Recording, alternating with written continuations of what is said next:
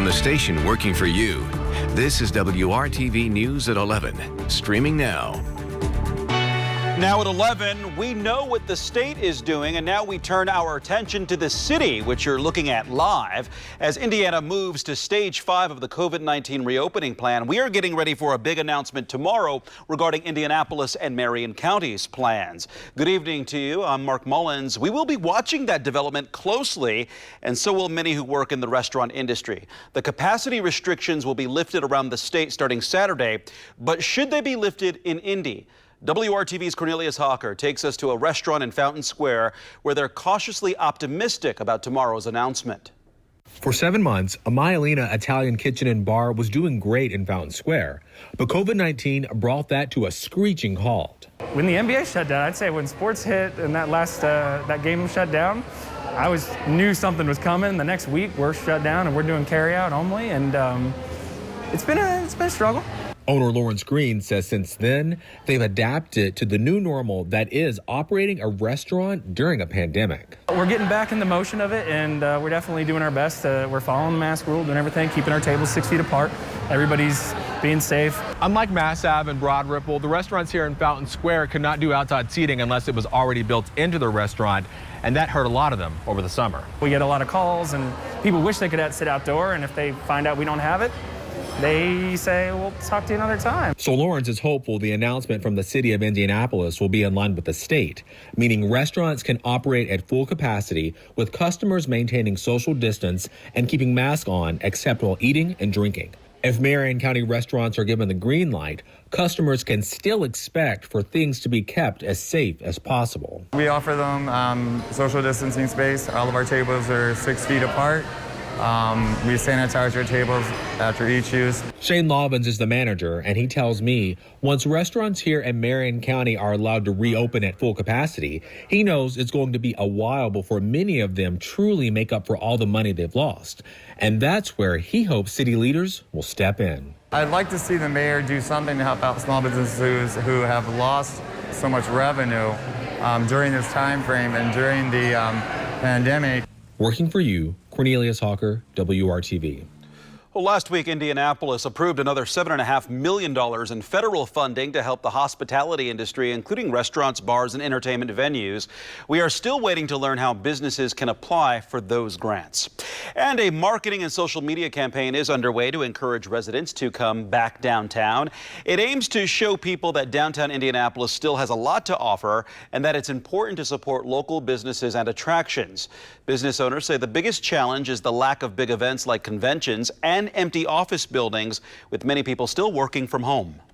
Anything we could do to really get locals to come down and support restaurants, especially in this South Meridian Street corridor, Washington Street corridor, Maryland, would be really grateful because it's beautiful down here. It's very comfortable.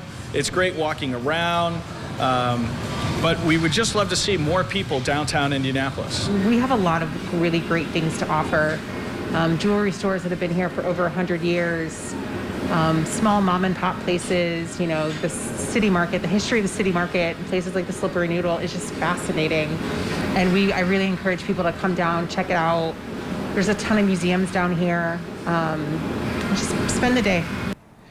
Part of the campaign includes special socially distanced events. A Groovin' Back Downtown party starts at 2:30 Saturday afternoon at White River State Park. There will be food trucks, alcohol sales, and live music. Hopefully the weather is nice for that event. WRTV Chief Meteorologist Kevin Gregory joining us now. Hey, Kevin. Yeah, you'd hate to have rain on the 1 day out of 37, right? We've been on this roll here for a while. Did you see it tonight in the southern sky? If not, you can catch the free show the next couple of nights. It's an evening trio. The moon, Jupiter, and Saturn all hanging out together, and with clear skies tonight and tomorrow night, I think even Saturday night, you'll get a good view of that. 57 first thing in the morning. High temperature tomorrow finally makes it to 80 degrees. Here's your hourly breakdown. Temperatures are on the move with all that sunshine. The breeze will be light.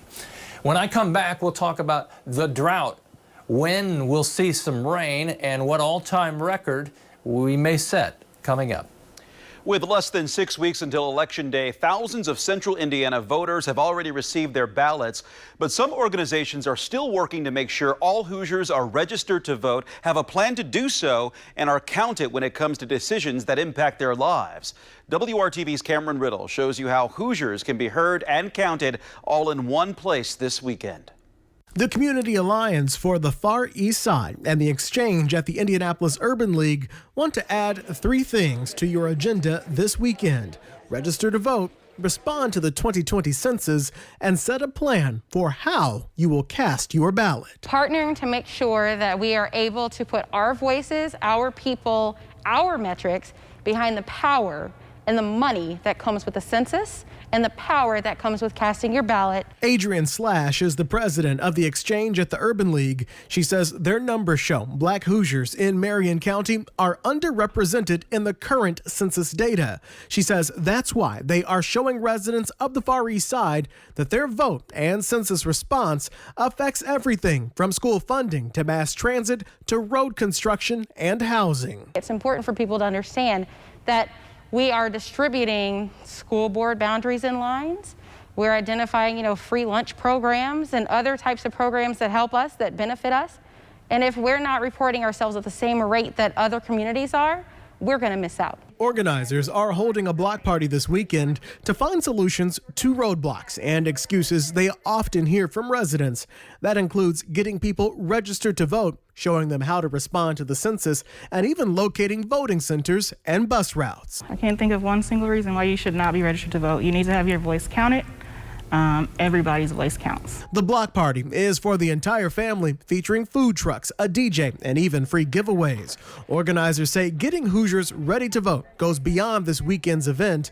This year, Cafe will be driving voters directly to the polls and not just on Election Day.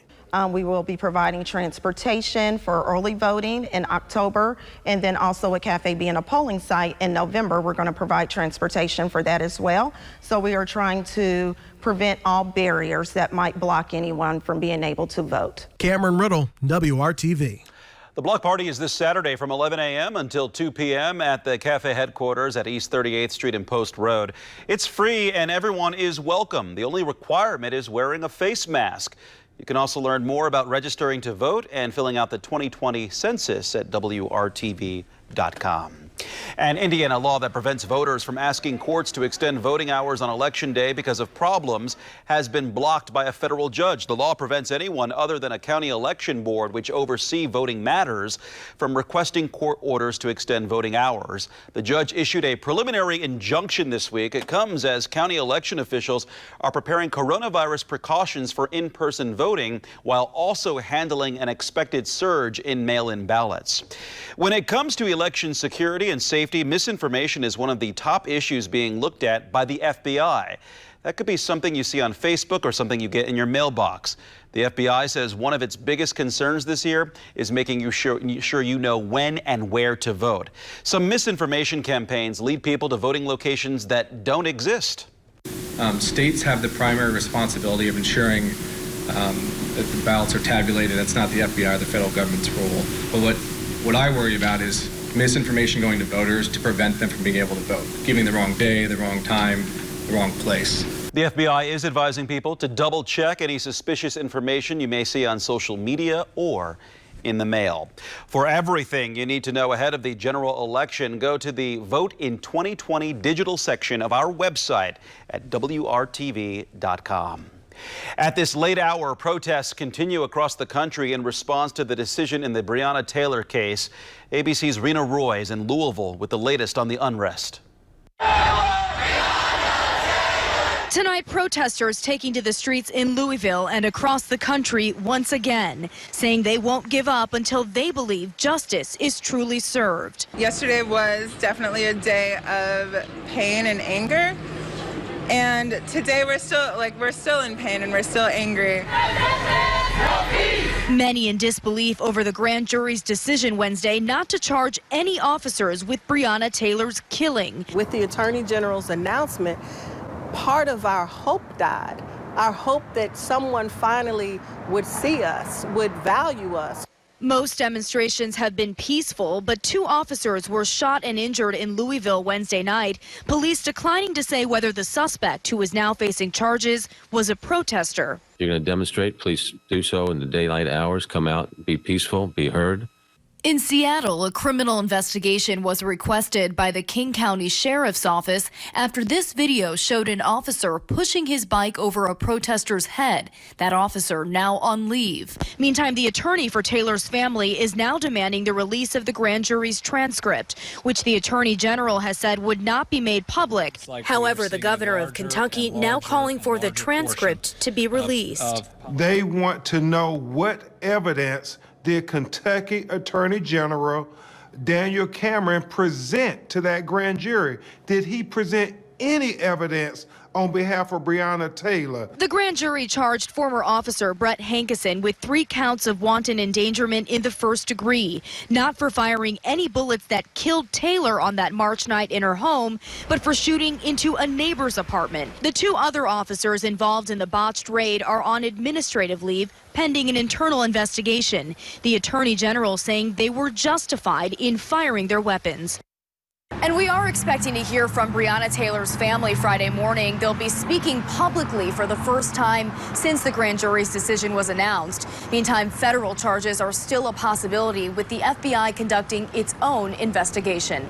Rena Roy, ABC News, Louisville. Tomorrow, Ruth Bader Ginsburg will make history again. The late Supreme Court justice will become the first woman to lie in state in the U.S. Capitol.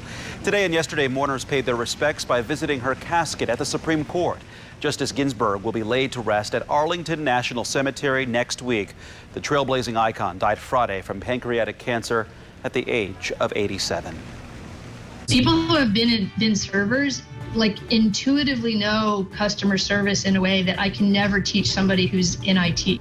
Helping restaurant workers transition to tech. Coming up, how a nonprofit organization is connecting people to careers they never thought possible.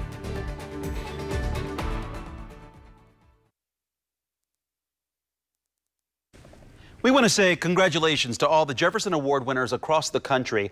They were honored at tonight's national ceremony, which was held virtually. The Jefferson Awards for Multiplying Good is the largest celebration of public service, recognizing grassroots heroes alongside national figures. This year, Katina Washington represented WRTV and Indiana. Washington founded the organization She, which empowers women to start their own businesses and create jobs. Time now for our Storm Team 6 forecast, and we enjoyed a very sunny day, and we're about to embark onto the beginning of a weekend. I just got to get through Friday tomorrow, Kevin. And we'll get some momentum Friday that will carry us into a warm weekend. We'll get to the temperatures in a second. Let's talk about the rainfall or lack thereof. That is your 36-day total. Only 0.04 of an inch in Indianapolis. Let's put it this way. If we don't see any more rain this month, which is possible, that would be the driest month on record, the all-time driest month for Indianapolis. March of 1910, under 1/10 of an inch, and June of 2012, you remember that when we were hitting 100 degrees on a number of occasions, 105 twice. Everywhere in yellow is where we have abnormally dry conditions. There's moderate drought from just southwest of Indy, either side of I-70 out toward Terre Haute, and that continues to expand on a daily basis. We're jumping now to Sunday. And as we get to Sunday evening and Sunday night, there's the first cold front generating some rain. And then Monday night into Tuesday, I think a better chance for rainfall. This is a prediction or potential rainfall from a couple different forecast models. Man, would that be welcome rainfall. Let's hope it holds together, 1/2 inch to maybe 1 inch in some spots. That's through next Wednesday. So if that were to materialize, then obviously we wouldn't be the driest month ever. Temperatures over the next 3 days will be in the 80s, with Saturday being the warmest day at 84 degrees. The chance of a thunderstorm just 20% on Sunday. It goes up a little bit late Sunday night. Then the bottom drops out. Temperatures by Wednesday in the mid-60s if we're lucky. Overnight lows are headed into the 40s. And I just want to point out that once we turn cooler next week, we're likely to stay there through the first full week of October. Tomorrow, We're back to present time. Enjoy a temperature of around 80 with a mixture of clouds and sunshine. A great night for Friday night football. Temperatures fall into the 60s. The humidity still not bad. Temperature trend after 3 warm days. It's all about much cooler weather. Notice the lows Wednesday and Thursday in the 40s, with high temperatures struggling just to reach 63 degrees. So October will start quite cool, and I think we'll start to see a lot more color in the trees as well. Mark? Bring on the color and bring on October. The number of people filing for unemployment rose slightly last week to 870,000 across the U.S. The Labor Department says that more than 12 million people are collecting unemployment. Scripps reporter Alicia Nieves shows us there's help and hope for those on the job hunt. The unemployment rate in the U.S. is going down, but it is also almost triple what it was pre-pandemic.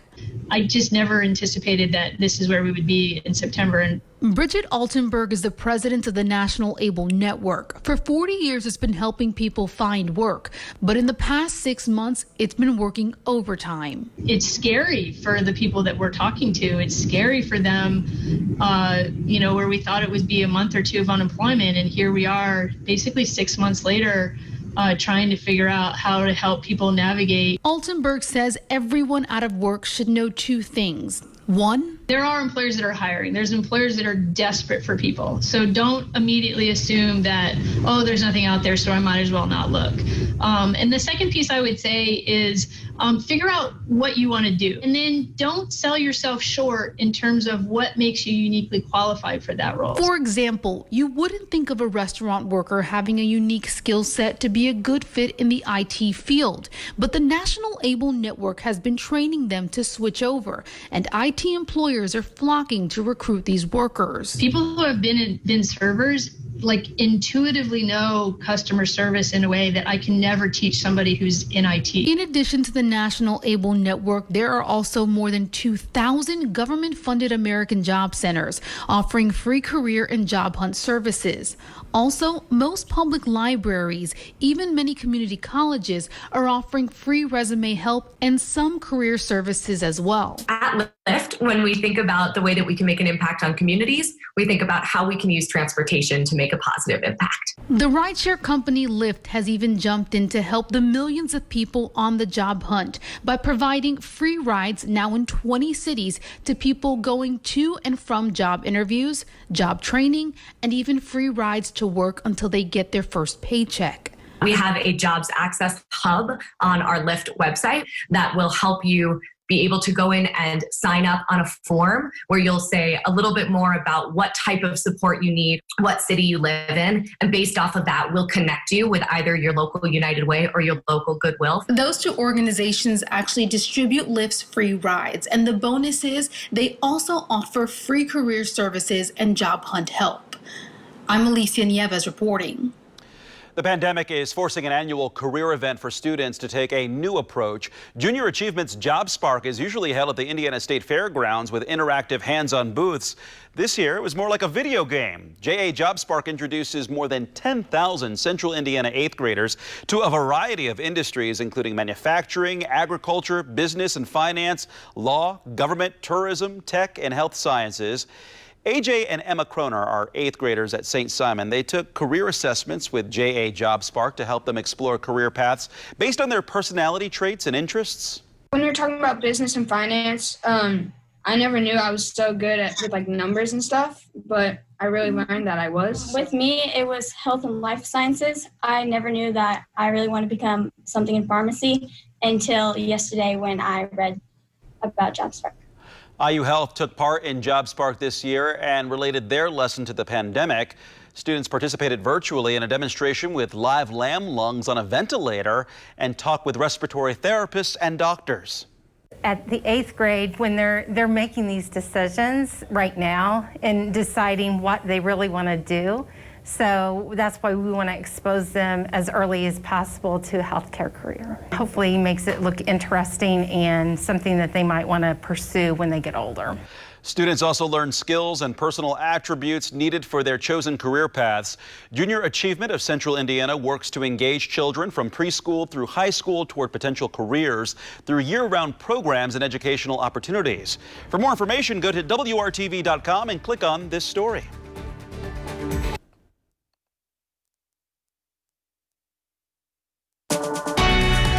From the station working for you, this is WRTV News at 11, streaming now.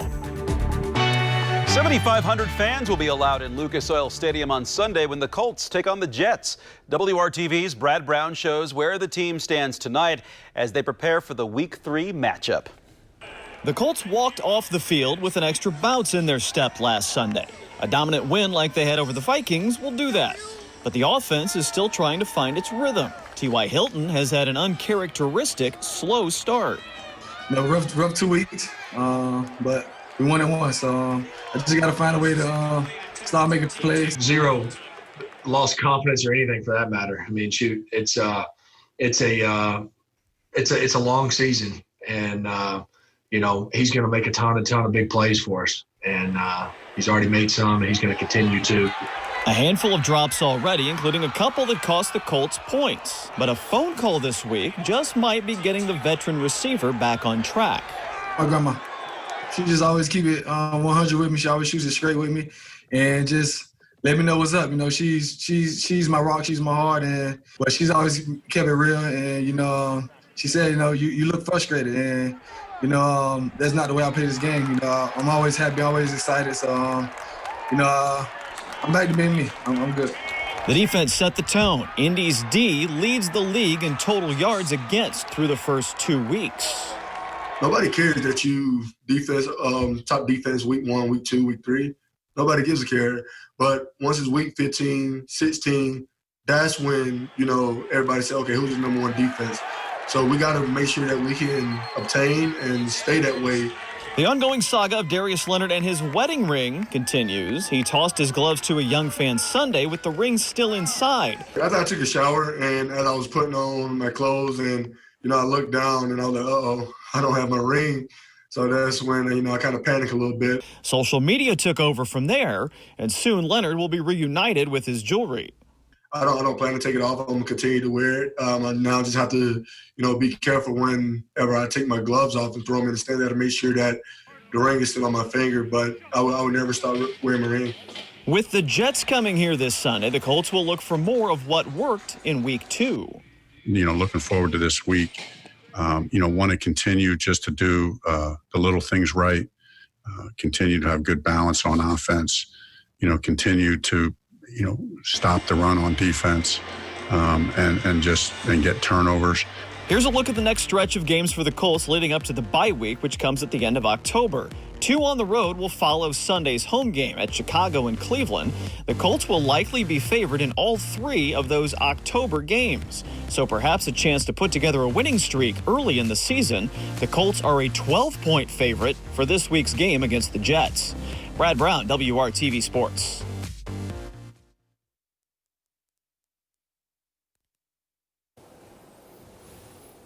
We've talked about how this will work. Shorts and short sleeve shirt here the next couple of days through Sunday, and then you'll need to find the jacket as the temperatures plunge next week into the low 60s for highs. A little bit of everything over the next 7 days. Better enjoy the warmth now. All right, thank you, Kevin. And thank you to all of you at home who have chosen WRTV News at 11. It was great having you along. GMI comes your way at 4:30 tomorrow. Have a good night, everybody.